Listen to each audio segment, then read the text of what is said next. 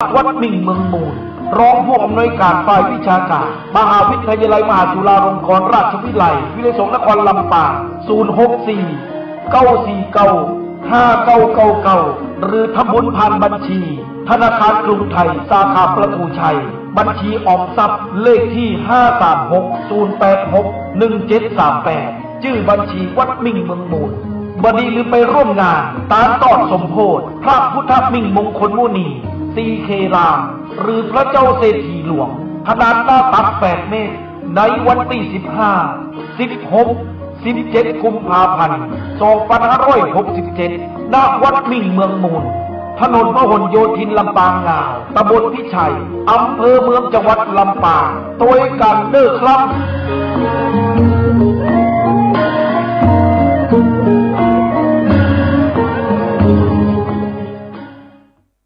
เนื่องในโอกาสมหามงคลเฉลิมพระชนมพรรษา 6 รอบ 28 กรกฎาคม 2567 รัฐบาลไทย โดยกระทรวงวัฒนธรรม กรมการศาสนา ร่วมกับรัฐบาลสาธารณรัฐอินเดีย โดยสถานเอกอัครราชทูตอินเดียประจำประเทศไทย สถาบันโพธิคยาวิชาลัย 980 หน่วยงานภาครัฐและภาคเอกชน ดำเนินโครงการอัญเชิญพระบรมสารีริกธาตุและพระอรหันตธาตุของพระสารีบุตรและพระโมคคัลลานะจากสาธารณรัฐอินเดียมาประดิษฐานเป็นการชั่วคราวณประเทศไทยเพื่อเฉลิมพระเกียรติพระบาทสมเด็จพระเจ้าอยู่หัวและเสริมสร้างความสัมพันธ์อันดีระหว่างสองประเทศการดำเนินการในครั้งนี้สืบเนื่องมาจากโครงการธรรมยาตราจากมหานาทีคงคาสู่ลุ่มน้ำโขงสักการะพระบรมสารีริกธาตุและพระอรหันตธาตุของพระสารีบุตรและพระโมคคัลลานะโดยเริ่มงานระหว่างวันที่ 22 กุมภาพันธ์ถึง 19 มีนาคม 2567 จากนั้นรัฐบาลราชอาณาจักรกัมพูชาจะอัญเชิญไปประดิษฐานเป็นการชั่วคราวต่อไปรัฐบาลได้จัดพิธีอัญเชิญพระบรมสารีริกธาตุและพระอรหันตธาตุของพระสารีบุตรและพระโมคคัลลานะอย่างยิ่งใหญ่โดยการจัดริ้วขบวนการเจริญพระพุทธมนต์การเจริญภาวนาการเผยแพร่องค์ความรู้ผ่านสื่อประชาสัมพันธ์ต่างๆการจัดนิทรรศการสารคดีและหนังสือองค์ความรู้เป็นต้นโดยจัดพิธีอัญเชิญในวันที่ 23 กุมภาพันธ์ 2567 ณ มณฑลพิธีท้องสนามหลวง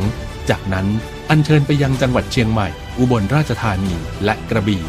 นับเป็นครั้งแรกในประวัติศาสตร์ที่มีการอัญเชิญพระบรมสารีริกธาตุจากพิพิธภัณฑ์นิวเดลีและพระอรหันตธาตุของพระสารีบุตรและพระโมคคัลลานะจากประเทศอินเดียมาประดิษฐานเป็นการชั่วคราวณประเทศไทยและมีความเชื่อมั่นว่ากิจกรรมอันสำคัญนี้จะมีพุทธศาสนิกชนทั้งชาวไทยและต่างประเทศเข้าร่วมสักการะบูชาเป็นจำนวนมากอันเป็นการเสริมสร้างสันติธรรมในหมู่ชาวพุทธทั้งในระดับประเทศและระดับนานาชาติโดยมีประเทศไทยเป็นศูนย์กลางความร่วมมือและสามารถพัฒนาไปสู่การเป็นศตวรรษแห่งธรรมะ Dhamma Century ด้วยการนำหลักธรรมความเชื่อของศาสนาเป็นกลไกสำคัญในการเชื่อมโยงความร่วมมือด้านศาสนาและส่งเสริมคุณธรรมของประชาคมโลกเพื่อสร้างความสงบสุขแก่มวลมนุษยชาติสืบไป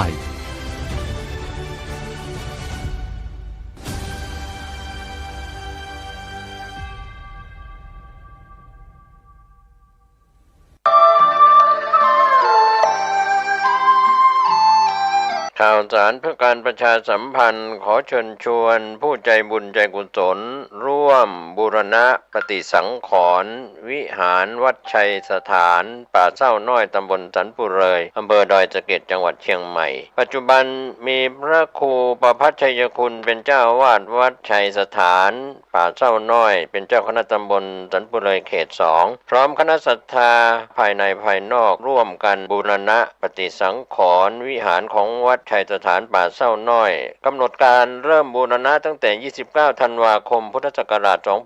2566 ถึง 1 เมษายน พุทธศักราช 2567 ขณะนี้ได้เริ่มงานบูรณะปฏิสังขรณ์วิหารบางส่วนท่านผู้สนใจที่จะร่วมบุญร่วมกุศลติดต่อสอบถามรายละเอียดที่จะเป็นเจ้าภาพและร่วมทำบุญได้ที่ 0876572276 ได้ทุกวันก็เป็นข่าวสารประชาสัมพันธ์งานบุญงานกุศลเชิญท่านร่วมบูรณะปฏิสังขรณ์วิหารของวัดชัยสถานป่าเศร้าน้อยตำบลสันปุเรยอำเภอดอยสะเก็ดจังหวัดเชียงใหม่เพื่อเป็นสถานที่ประกอบศาสนพิธีในทางพระพุทธศาสนาได้บุญได้กุศลโดยทั่วหน้ากัน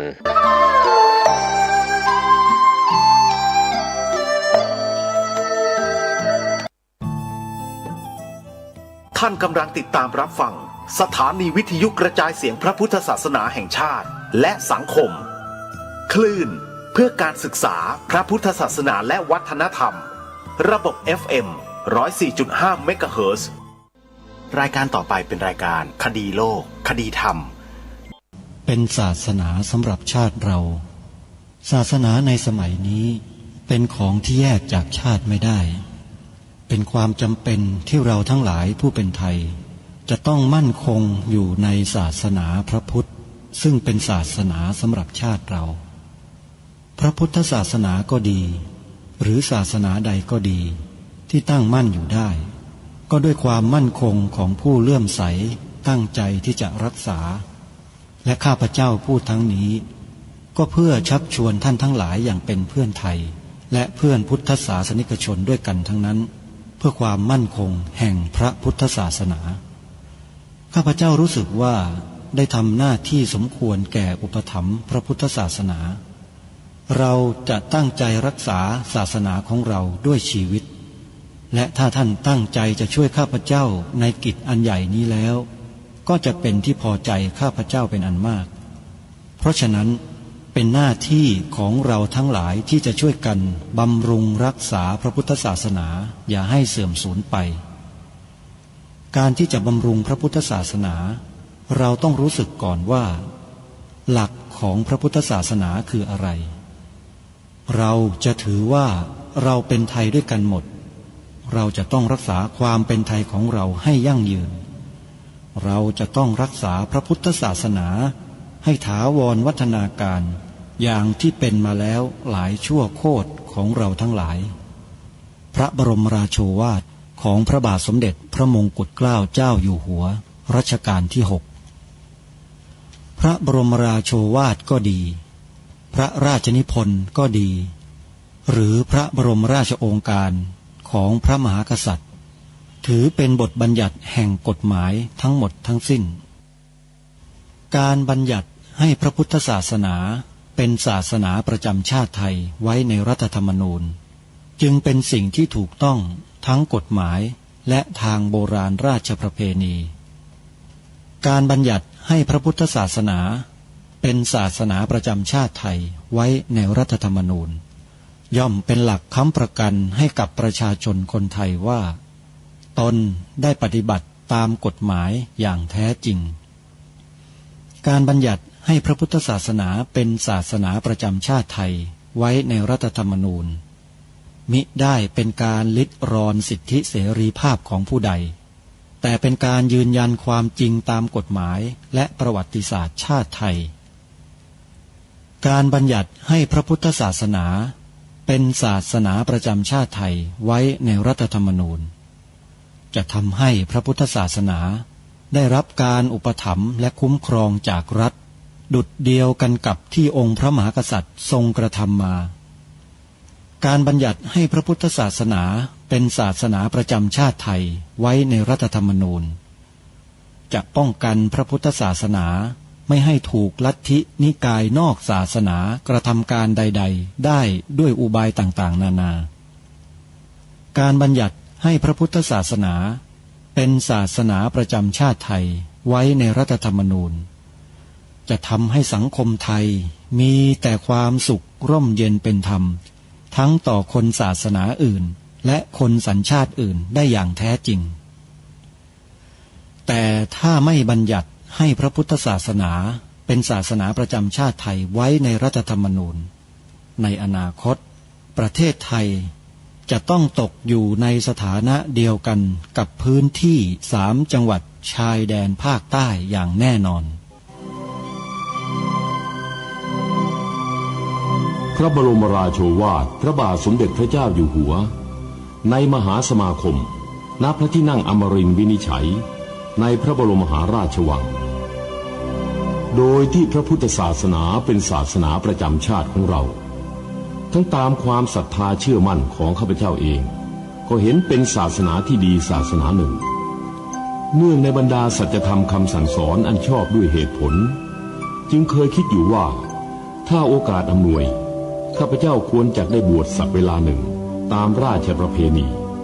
ซึ่งจะเป็นทางสนองพระเดชพระคุณพระราชบูรพการีตามคตินิยมด้วยแต่นับตั้งแต่ข้าพเจ้าได้ครองราชย์สืบสันตติวงศ์ต่อจากสมเด็จพระเชษฐาธิราชก็ล่วงมากว่า10 ปีแล้วเห็นว่าน่าจะถึงเวลาที่ควรจะทำตามความตั้งใจไว้นั้นแล้วประการหนึ่งอันหนึ่งการที่องค์สมเด็จพระสังฆราชหายประชวรมาได้ในคราวประชวรครั้งหลังนี้ก่อให้เกิดความปิติยินดีแก่ข้าพเจ้ายิ่งนักได้มาคำนึงว่าถ้าในการอุปสมบทของข้าพเจ้าได้มีองค์สมเด็จพระสังฆราชเป็นพระอุปชาแล้ว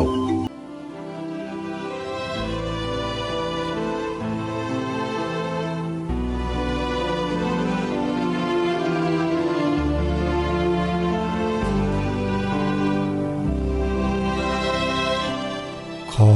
กราบถวายความนอบน้อมแด่พระรัตนตรัยถวายความเคารพพระมหาเถระพระเถรานุเถระทุกท่านขอความสุขความเจริญในธรรมจงบังเกิดมีแด่ท่านสาธุชนที่กำลังติดตามรับฟังรายการจากสถานีวิทยุแห่งนี้ทุกท่านขอนำท่านผู้ฟังเข้าสู่รายการคดีโลกคดีธรรม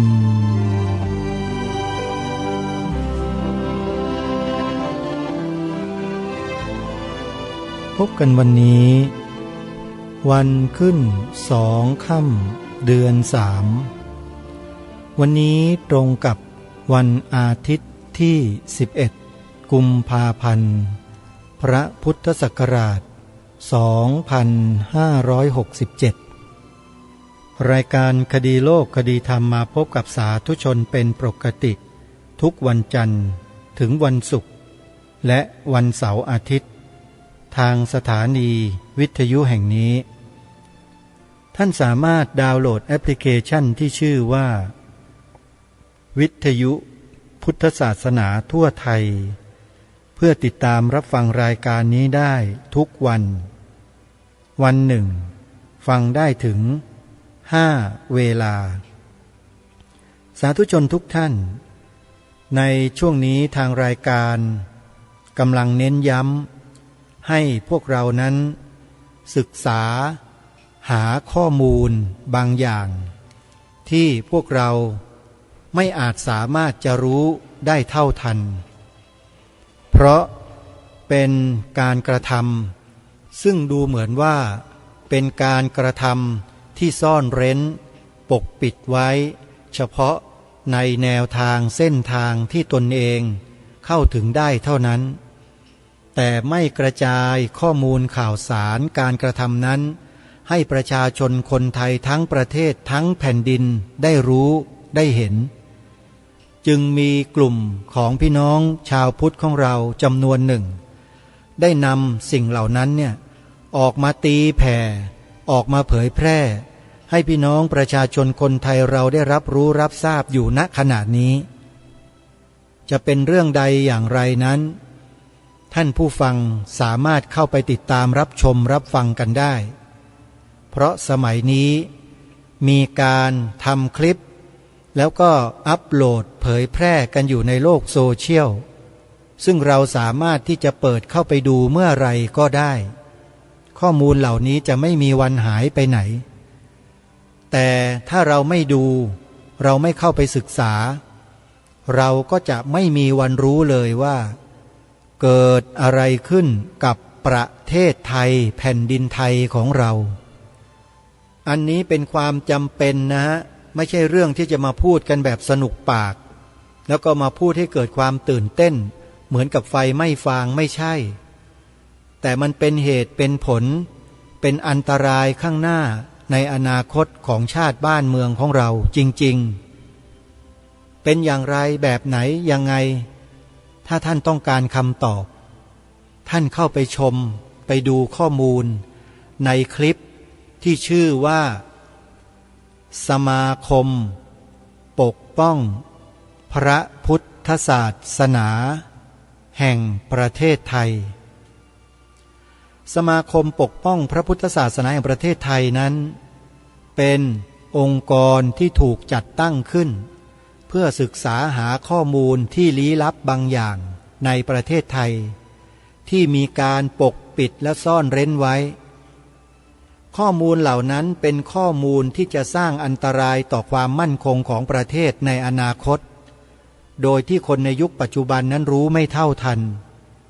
แม้แต่ผู้ที่มีอำนาจหน้าที่อยู่ในการเสนอในการออกกฎหมายก็ตาม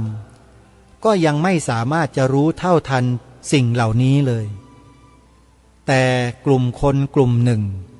ที่เขามีความห่วงใยมีความตั้งใจจริงที่จะกระทำสิ่งใดสิ่งหนึ่งเพื่อสกัดกั้นสิ่งที่ไม่เหมาะสมไม่ถูกต้องเหล่านั้นเพื่อให้เกิดความเหมาะสมและความถูกต้องในสังคมต่อไป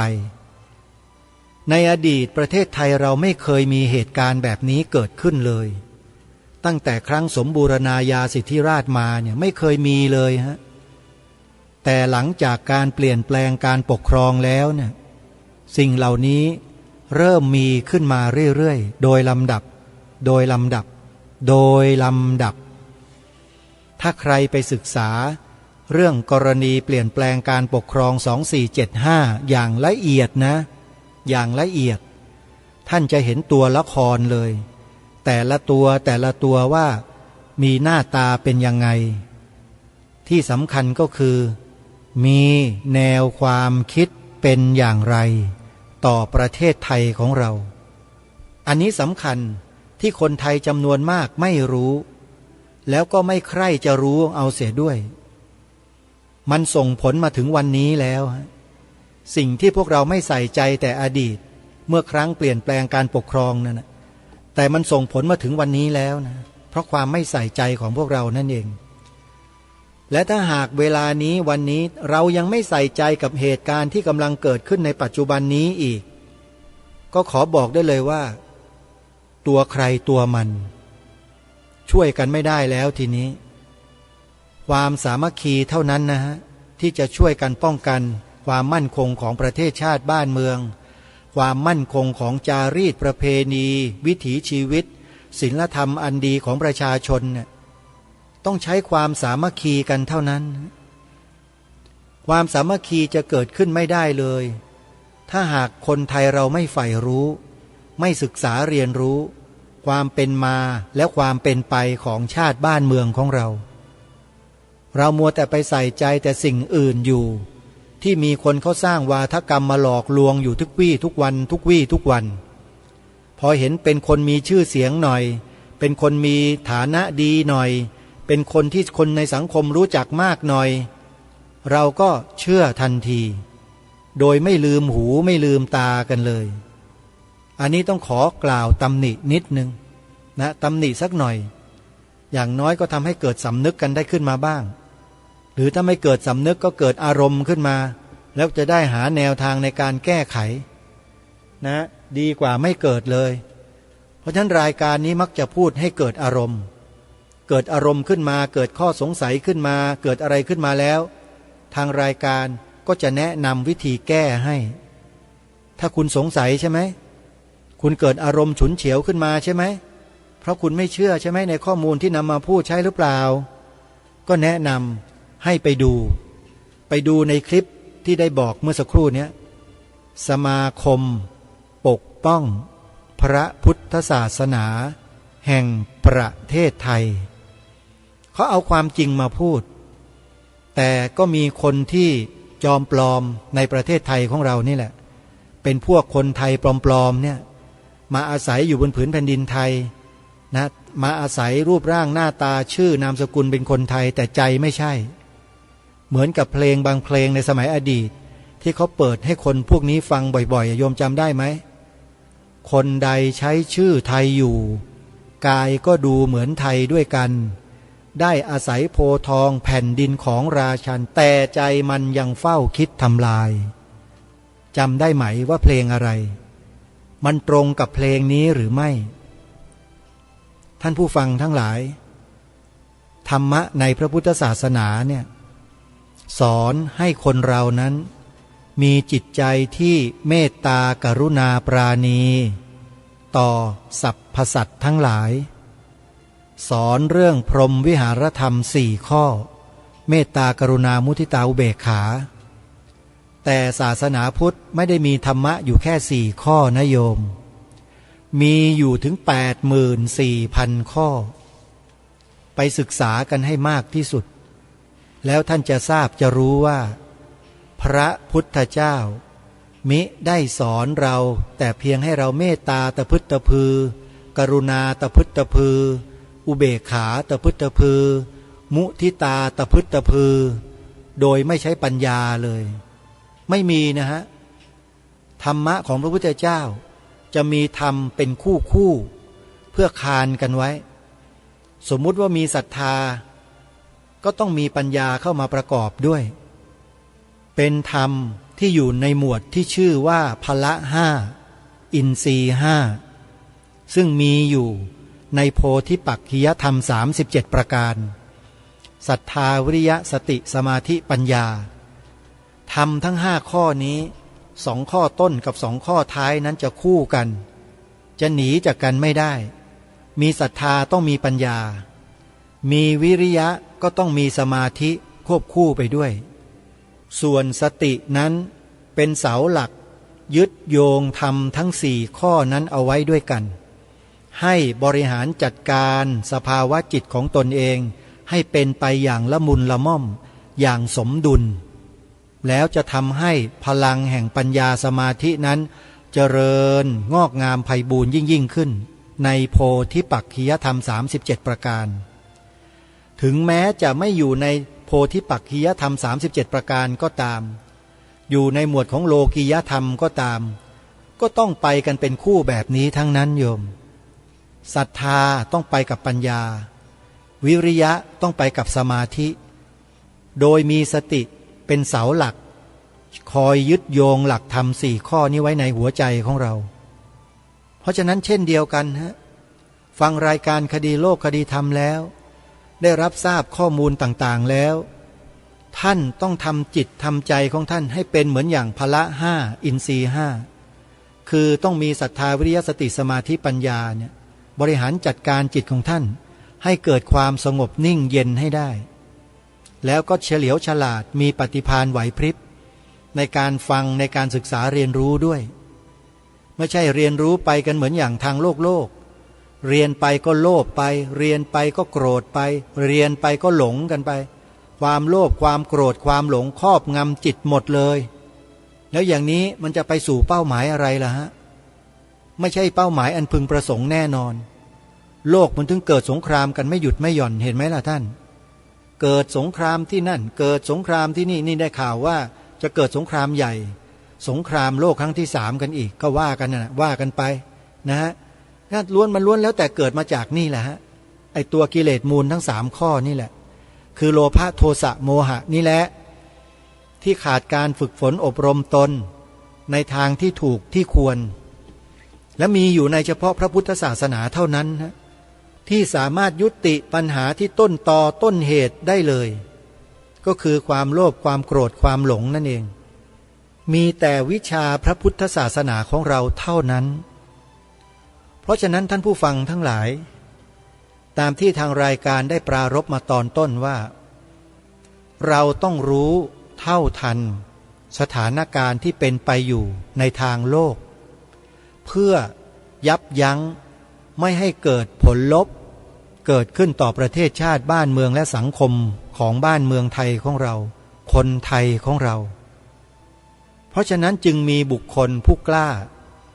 ได้ยืนอยู่แถวหน้าหรือแนวหน้าไปนำเอาข้อมูลความรู้ต่างๆที่ถูกซ่อนเร้นปกปิดเอาไว้กระทำกันแบบปกปิดซ่อนเร้นกันไว้อยู่ในที่แคบๆเนี่ยมาเปิดเผยให้เราได้รู้เท่าทันกันเราต้องขอบคุณคนเหล่านั้นเขาไม่ใช่ไปด่าไปว่าเขาให้เป็นบาปเพราะเขามีเจตนาที่ดีต่อส่วนรวมต่อประเทศชาติบ้านเมืองจริงๆไม่ได้ทำเพื่อประโยชน์ส่วนตนเลยไม่เหมือนกับคนบางกลุ่มบางพวกที่เขากล่าวถึงนั่นน่ะทำตรงกันข้าม ทำยังไงแบบไหนไปดูฮะไปเปิดดูเดี๋ยวนี้ก็ได้ยินได้ฟังเดี๋ยวนี้เลยแล้วท่านจะรู้ทันทีคลิปวิดีโอใน YouTube นะโยมจดชื่อไว้ชื่อว่าสมาคมปกป้องพระพุทธศาสนาแห่งประเทศไทยจดไว้แล้วส่งต่อบอกต่อกันไปใส่ในไลน์แล้วส่งต่อบอกให้ดูคลิปนี้ดูคลิปชื่อนี้ได้บุญอีกต่างหากด้วยเห็นไหมนะช่วยกันบอกนะโยมนะชื่อคลิปว่าสมาคมปกป้องพระพุทธศาสนาแห่งประเทศไทยแล้วก็อีกเว็บไซต์หนึ่งที่ทางรายการขอแนะนำให้ไปดูกันสอดคล้องกันคือแนวทางและเนื้อหาสอดคล้องกันเว็บไซต์นั้นชื่อว่า www.surasiha.com สุรสีหะสะกดยังไง surasiha.com สุรสีหะ .com เข้าไปดูนะฮะข้อมูลอยู่ในนั้นท่านต้องหมั่นศึกษาเรียนรู้หมั่นดูหมั่นฝึกเปิดท่านไม่เปิดท่านก็ดูไม่ได้เปิดให้เป็นมันไม่พังหรอกคอมพิวเตอร์กับโทรศัพท์นะโยมกดผิดกดถูกกดไปก่อนแล้วก็สังเกตดูให้ดีพิจารณาให้ดีซะก่อนว่าไอ้ตรงนี้มันน่าจะกดชื่อนี้จะดูเข้าไปดูซะเป็นอะไรเดี๋ยวก็เห็นเองนี่สำหรับคนที่ไม่เป็นนะกดไปเลยโยมดูชื่อแล้วเราอยากจะดูชื่ออะไรหัวข้ออะไรขยายหน้าจอขึ้นมาเยอะๆเอานิ้วเนี่ยแตะไป2 นิ้วแล้วก็ขยายกลางนิ้วออกที่หน้าจอแล้วมันจะขยายให้เราเห็นชัดๆนะโยมนะอันนี้อุตส่าห์บอกวิธีการให้ง่ายๆบางคนไม่เป็นเลยจริงๆโยมใช้โทรศัพท์มา10-20 ปีแล้วปรากฏว่าขยายภาพจอไม่เป็นลดขนาดภาพไม่เป็นนี่บอกให้แล้วนะโยมวิธีขยายคือเอานิ้วแตะหน้าจอ2 นิ้วนิ้วชี้กับนิ้วหัวแม่มือเนี่ยแล้วก็ขยายนิ้วออกภาพในจอมันจะขยายตามนิ้วเราเช่นกันเวลาจะย่อก็ย่อตามนี้บอกก็กลางนิ้วออกแล้วแตะแล้วก็หุบเข้าแค่เนี้ยมันก็ขยายได้แล้วโยมนะมีหลายคนทำไม่เป็นจริงๆโยมเยอะแยะไปหมดอันนี้ก็ถือว่าแนะนำกันในรายการไปเลยนะเป็นการให้ความรู้กับพวกเราไปด้วยเอาละท่านสาธุชนนะแนะนำกันไปแล้วต้นรายการถึงการช่วยกันทำหน้าที่ของความเป็นลูกหลานคนไทยของเราทีนี้มีกิจกรรมหนึ่งที่จะเชิญชวนญาติโยมสาธุชนพุทธบริษัทของเราไปร่วมกันในวันที่17-18 กุมภาพันธ์ที่จะถึงนี้งานนี้คืองานอะไรงานครบรอบ20 ปีสถานีวิทยุเพื่อพระพุทธศาสนาวัดพิษโสภารามตำบลแก้งเหนืออำเภอเขมราชจังหวัดอุบลราชธานีวัดนี้เป็นวัดเผยแผ่พระธรรมคำสอนของพระสัมมาสัมพุทธเจ้าตลอด24 ชั่วโมงทำมาในปีนี้ครบ20 ปีแล้วโยมผลที่ได้นั้นทุกสถานีวิทยุทั่วประเทศที่พระสงฆ์ท่านทำเนี่ยโยมผลที่ได้นั้นมากกว่าที่พึงประสงค์ทำให้ผู้คนเนี่ยมากมายหลากหลายได้เข้าใจเรื่องราวของชีวิตตนเองมากยิ่งขึ้นเข้าใจชีวิตของคนในครอบครัวมากยิ่งขึ้นเมื่อเกิดความเข้าใจซึ่งกันและกันมากขึ้นก็เลยทำให้ปัญหาชีวิตครอบครัวลดลงโดยอัตโนมัติเมื่อปัญหาครอบครัวลดลงผลกระทบที่จะมีต่อองค์กรหน่วยงานต่างๆก็ลดลงไปโดยปริยายปัญหาสังคมปัญหาประเทศชาติแทนที่จะมันบานปลายใหญ่โตขึ้นมันกลับลดลงจนกระทั่งหมดในที่สุดเพราะการเผยแผ่ธรรมะของครูบาอาจารย์ของเรานี่เอง สถานีวิทยุเพื่อพระพุทธศาสนาวัดพิษโสภารามจะจัดงานวันที่18กุมภาพันธ์วันอาทิตย์นี้ใครที่จะร่วมทำบุญกับทางวัดนี้นะโยมนะให้โยมเปิดเข้าไปในเฟซบุ๊กแล้วพิมพ์ในชื่อวัดพิษโสภารามญาติโยมจดได้ไหมวัดพิษโสภารามสะกดชื่อวัดพิษโสภารามอย่างนี้นะโยมนะพอพานสระอิชอช้างสระโอสอเสือพอสำเภาสระอาแล้วก็รอเรือสระอามอม้าวัดพิษโสภารามเข้าไปดูในเพจในเฟซบุ๊กจะมีรายละเอียดอยู่ในนั้นทั้งหมดแต่กำหนดการคร่าวๆนะกำหนดการคร่าวๆของการจัดกิจกรรมครบรอบ20ปีสถานีวิทยุกระจายเสียงวัดพิษโสภารามตำบลแก้งเหนืออำเภอเขมราชจังหวัดอุบลราชธานี FM 102.75 เมกะเฮิรตซ์เนี่ยเขาจะจัดงานจริงๆคือวันอาทิตย์ที่18กุมภาพันธ์แต่ว่าในงานนั้นก็จะมีกิจกรรมตั้งแต่วันที่17แต่ว่าในงานนั้นจะมีงานตั้งแต่วันที่17กุมภาพันธ์เป็นต้นไปโดยเฉพาะวันที่17เป็นวันเสาร์นั้นจะมีกิจกรรมในช่วงเย็นตั้งแต่เวลา 17:05 โมงเย็นเป็นต้นไปจะมีการทำวัดสวดมนต์เย็นแล้วก็เจริญพระพุทธมนต์มีพิธีเปิดงานสืบสารปณิธานหลวงพ่อใหญ่พระราชปริยัติยากรวงเล็บบุญเรืองสารโทครบ20ปีสถานีวิทยุกระจายเสียงวัดพิษโสภารามเวลา 20 นาฬิกาก็จะมีการบรรยายธรรมเรื่องสืบสารปณิธานหลวงพ่อใหญ่โดยท่านเจ้าคุณพระภาวนาสุตาภิรัตน์วิปัสสนาชอบพุทธสโรเจ้าอาวาสวัดพิษโสภารามรูปปัจจุบันจากนั้น 21 นาฬิกาฟังธรรมะกับสาระดีๆพบกับนักจัดรายการวิทยุบุคลากรสถานีวิทยุวัดพิษโสภารามกิจกรรมจับสลากรางวัลผู้ร่วมงานเวลา 22 นาฬิกา 4 ทุ่มมีรายการเสวนาโดยผู้อำนวยการสถานีวิทยุกระจายเสียงพระพุทธศาสนาคลื่นต่างๆโดยมีพระครูปลัดนรงฤทธิ์อุปรักขิโตจากสถานีโทรทัศน์ดีทีวีมาเป็นพิธีกรในการเสวนา 23 นาฬิกาเป็นการบรรยายธรรมเรื่องจุดมุ่งหมายของการฟังธรรม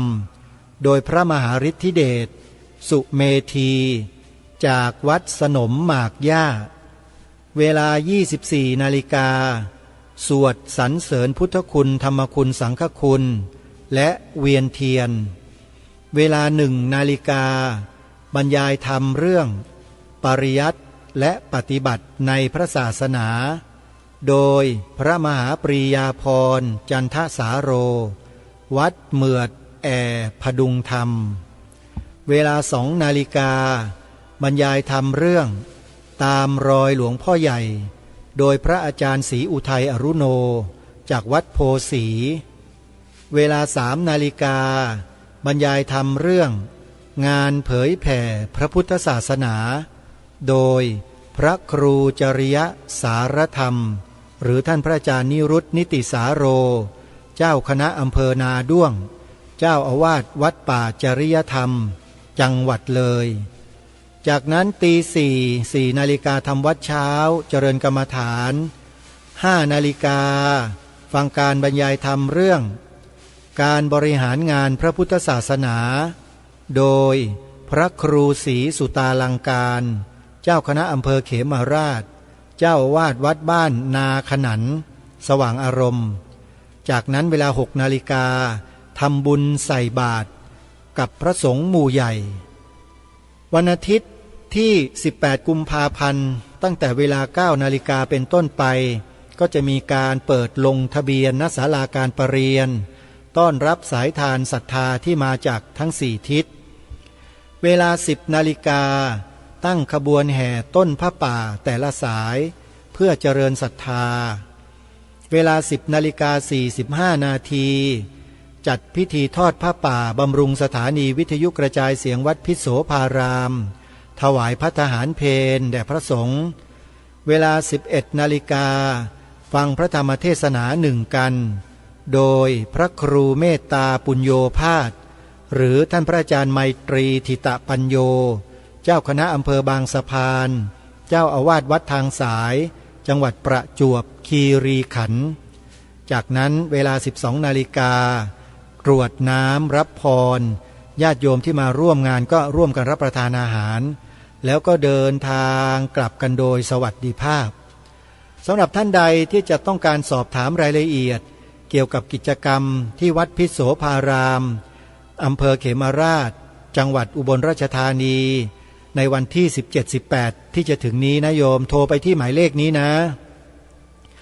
09912912666นี่เป็นหมายเลขโทรศัพท์ของวัดพิโสภารามก็เป็นข่าวประชาสัมพันธ์แจ้งให้กับญาติโยมได้ทราบกันและในสัปดาห์ต่อไปก็จะมีกิจกรรมงานบุญอีกงานหนึ่งที่จะขอเชิญชวนญาติโยมศรัทธาสาธุชนไปร่วมงานกันโดยเฉพาะญาติโยมสมาชิกสภาพุทธบริษัทจังหวัดเลยทุกท่านโยมที่กำลังฟังรายการนี้อยู่ทางจังหวัดเลยนะงานวันนัดพบญาติธรรมของวัดศรีอุดมวงศ์อำเภอวังสะพุงจังหวัดเลยกำหนดให้จัดมีขึ้นในวันที่ 24 และ 25 กุมภาพันธ์ที่จะถึงนี้จึงขอเรียนเชิญเจริญพรญาติโยมสาธุชนทุกท่านไปร่วมงานโดยพร้อมเพรียงกันโดยเฉพาะงานนี้มีการทำบุญประทายข้าวเปลือกมีการทำบุญทอดผ้าป่าสถานีวิทยุของวัดศรีอุดมวงศ์ด้วยแล้วก็ยังมีกิจกรรมอื่นๆที่น่าสนใจให้พวกเราได้ร่วมกิจกรรมกันจึงขอเรียนเชิญเจริญพรญาติโยมสมาชิกสภาพุทธบริษัทจังหวัดเลยทุกท่านไปร่วมประชุมกันด้วยนะโยมนะเป็นการประชุมประจำปีของสภาพุทธบริษัทจังหวัดเลยถือว่าเป็นหน้าที่ของเราที่เป็นจิตอาสาทุกท่านทุกคนนะโยมขอให้มาร่วมงานกันจะมา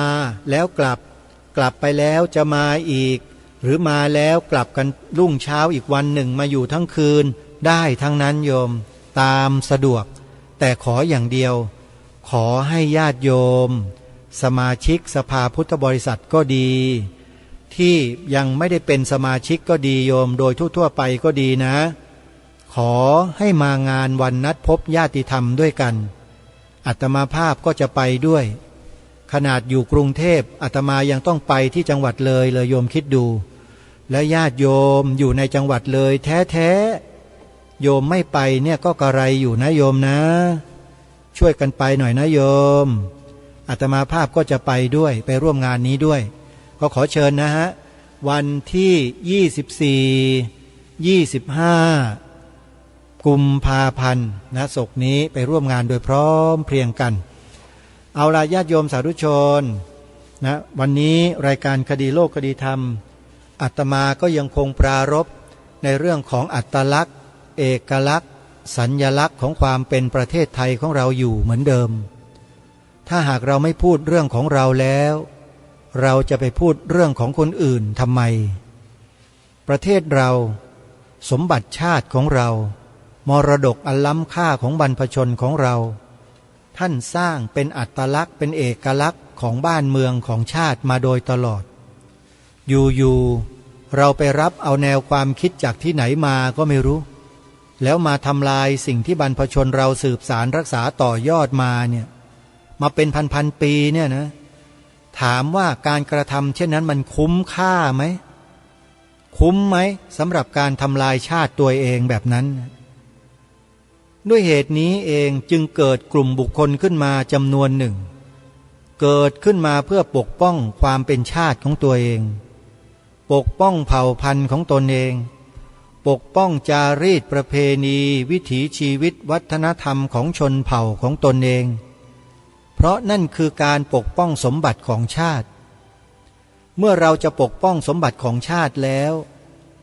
เราจึงต้องรู้ให้ชัดเจนถูกต้องร่วมกันว่าสมบัติของชาติไทยของเราที่แท้จริงนั้นคืออะไรเราต้องรู้ให้จริงท่านรายการคดีโลกคดีธรรมจึงย้ำให้พวกเราได้ยอมรับความจริงที่บรรพชนเราได้ฝากฝังให้พวกเราไว้ให้ได้กันทุกคนวิธีการง่ายๆใช้วาจาของเราให้เป็นประโยชน์กล่าววจีกรรมกล่าวเป็นวจีเพศออกมาว่าพระพุทธศาสนาเป็นศาสนาประจำชาติไทยของเรานี่คือข้อที่หนึ่งที่รณรงค์ให้พวกเราทุกคนได้ช่วยกันพระพุทธศาสนาเป็นศาสนาประจำชาติไทยของเราในข้อที่สองก็คือเรื่องความหมายสีขาวในธงชาติไทยของเราเราต้องพาลูกพาหลานเยาวชนคนไทยเราเนี่ยแปลความหมายสีขาวในธงชาติให้ถูกต้องและตรงกันทุกคนทุกที่ทุกแห่งทั่วประเทศที่ผ่านมาเรายังแปลไม่ครบถ้วนไม่สมบูรณ์จึงทำให้เกิดเป็นปัญหามาจนถึงวันนี้ปัญหาอะไรอย่างไรนั้นท่านต้องไปฟังในคลิปไปดูในเว็บไซต์ที่แนะนำทางรายการจะไม่พูดว่ามันเกิดปัญหาอะไรขึ้นเพราะทุกท่านนั้นเชื่อว่าเคยฟังมาแล้วแต่ถ้าท่านใดที่ยังไม่เคยฟังท่านต้องไปฟังในคลิปท่านใดที่เคยฟังแล้วก็ตามควรจะไปฟังเพิ่มเติมขึ้นไปอีกนะฮะเดี๋ยวจะแจ้งให้ทราบว่าคลิปใน YouTube ก็ดีเว็บไซต์ใน Google ก็ดีชื่อว่าอะไรนะฮะเพราะนั้นสีขาวในธงชาติไทยเราจะแปลเฉยๆว่าศาสนาต่อไปไม่ได้ขอย้ำว่าแปลว่าศาสนาอย่างเดียวไม่ได้นะครับตอนนี้มันมีเหตุมีปัญหาแล้วเพราะแปลกันแบบนี้นี่แหละจึงทำให้เป็นปัญหาแล้วคนที่สร้างปัญหาไม่ใช่พวกเรานะพวกเราเนี่ยเป็นคนที่ไม่เคยมีปัญหาเลยไม่เคยมีปัญหากับใครเลยเรารู้อยู่เราเข้าใจกันอยู่ว่าประเทศไทยนี้มีพระพุทธศาสนาเป็นศาสนาประจำชาติ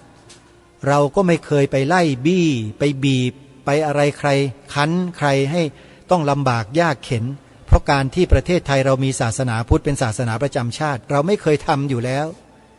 แต่อยู่มาเรานั่นแหละถูกกระทำเสียเอง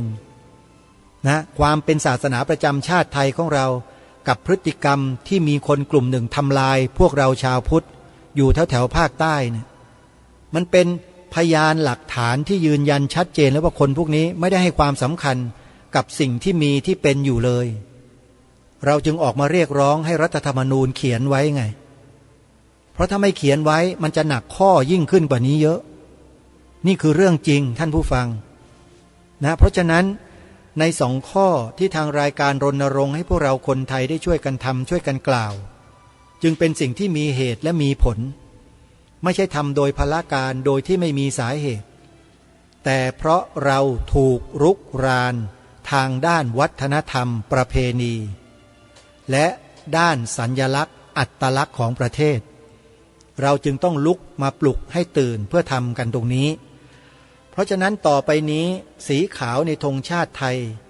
เราจะไม่แปลแค่เพียงศาสนาเฉยๆแต่จะต้องระบุลงไปให้ชัดเจนว่าสีขาวในธงชาติไทยหมายถึง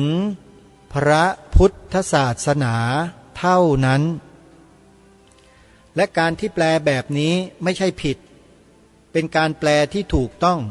ตรงตามหลักฐานที่มีปรากฏเป็นรูปธรรม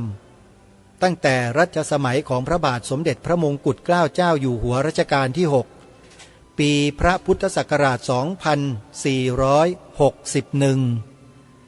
มีพระราชบัญญัติธงเกิดขึ้นเป็นครั้งแรกปีพระพุทธศักราช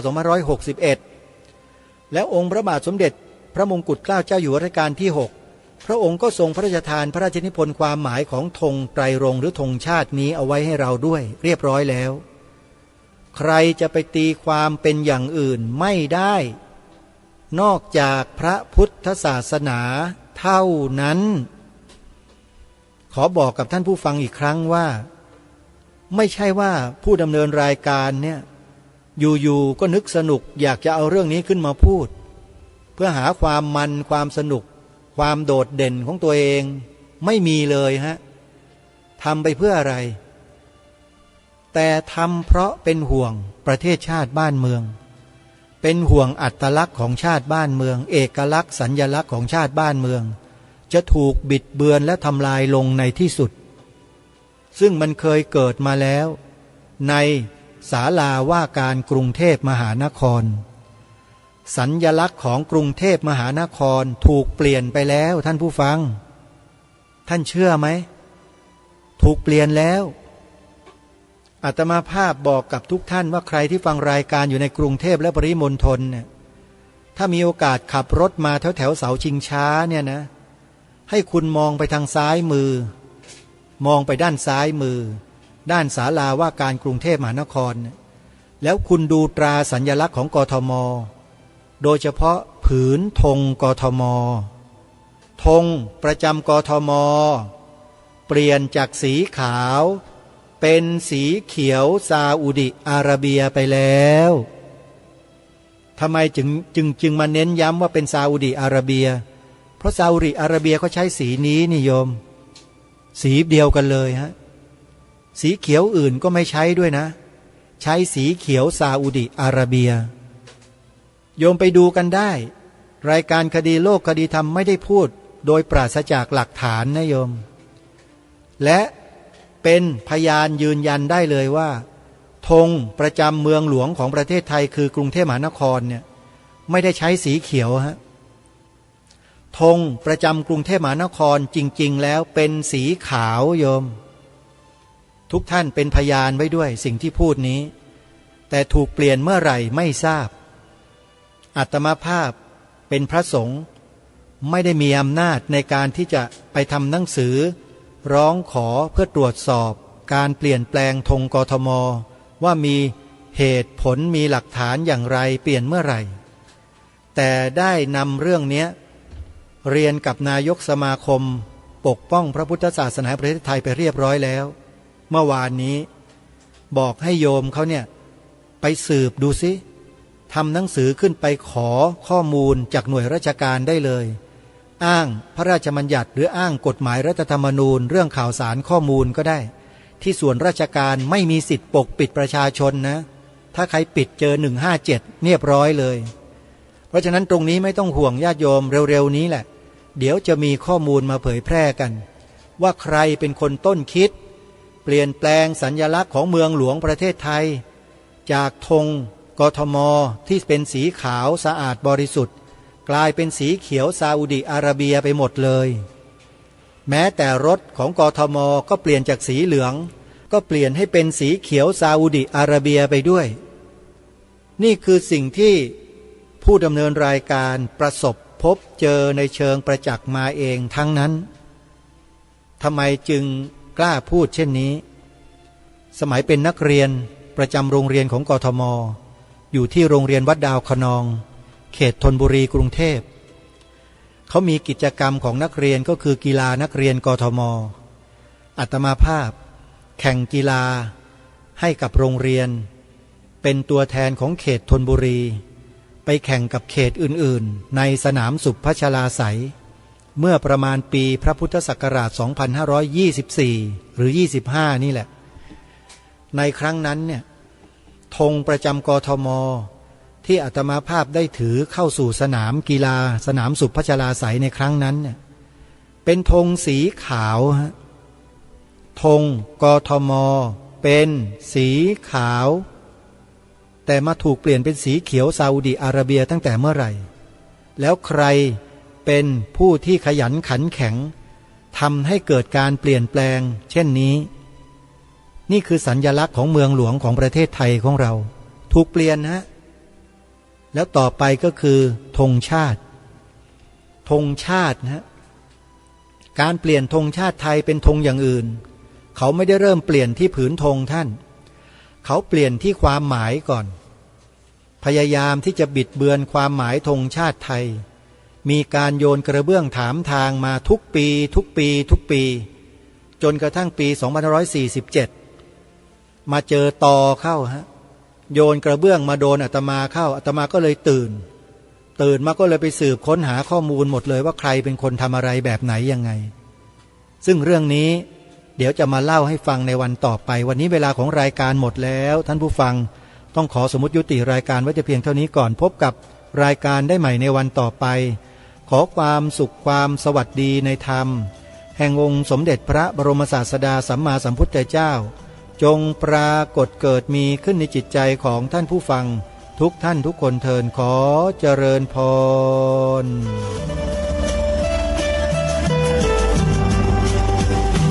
กล้าคิดก็ต้องกล้าทำอย่ากลัวถ้าทำความดีเป็นศึกษาปัญหาให้ทันท่วงทีเมืองไทยจะพัฒนากว่านี้รายการดีคดีโลกคดีธรรมขอรำพันบรรยายความคิดเครื่องหมายแห่งสีทั้งสามงามถนัดขาวคือบริสุทธิ์สีสวัสดิ์หมายพระไตรรัตน์และธรรมะคุ้มจิตไทยแดงคือโลหิตเราใสซึ่งยอมสละได้เพื่อรักษาชาติศาสนาน้ำเงินคือสีโสภาอันจอมประชาพระโปรดเป็นของส่วนองค์จับริ้วเข้าเป็นไตรรงค์จึงเป็นสีธงที่รักแห่งเราชาวไทยทหารอวตารนำไปยงยุทธวิชัยวิชิตก็ชูเกียรติสยา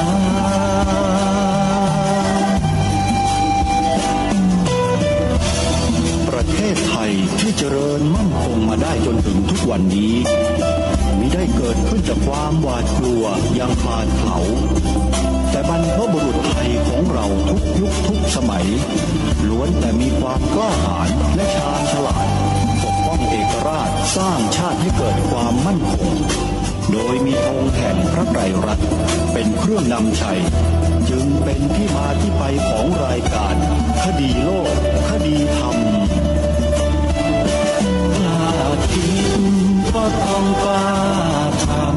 ำอย่ากลัวถ้าทำความดีเป็นศึกษาปัญหาให้ทันท่วงทีเมืองไทยจะพัฒนากว่านี้รายการดีคดีโลกคดีธรรมรายการดีคดีโลกคดีธรรม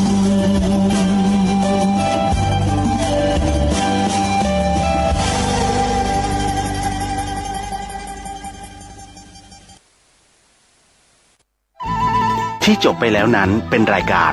คดีโลกคดีธรรมดำเนินรายการโดยพระครูปลัดณรงค์ฤทธิ์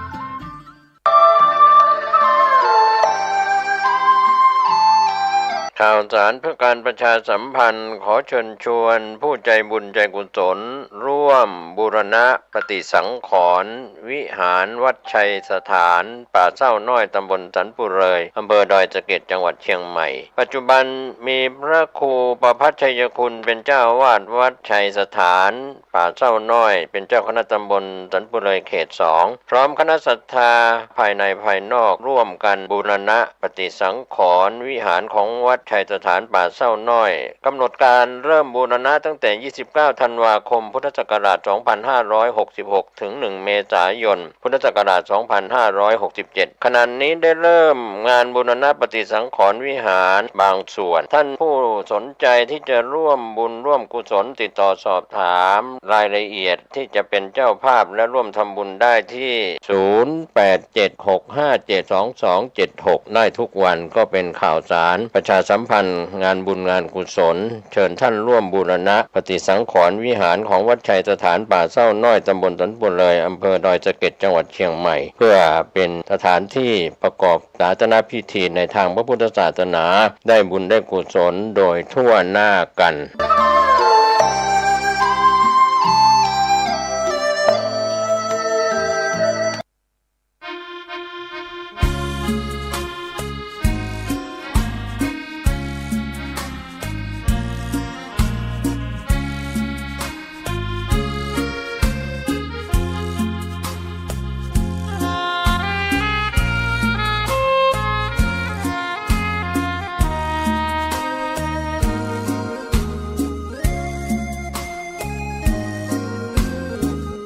ธงชาติและเพลงชาติไทยเป็นสัญลักษณ์ของความเป็นไทยเราจงร่วมใจยืนตรงเคารพธงชาติด้วยความภาคภูมิใจในเอกราชและความเสียสละของบรรพบุรุษไทยประเทศไทยรวมและเชื้อชาติไทยเป็นประชารัฐผ้าไทยของไทยทุกส่วนอยู่ดำรงคงไว้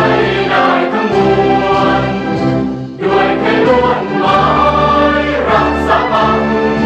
คิดไทยนิรักสงบแต่ถึงรบไม่กล้าเอกราชจะไม่ให้ใครคุมขี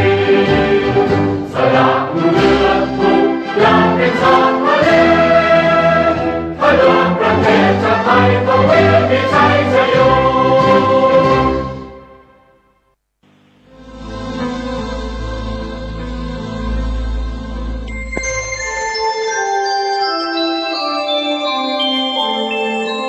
ขณะนี้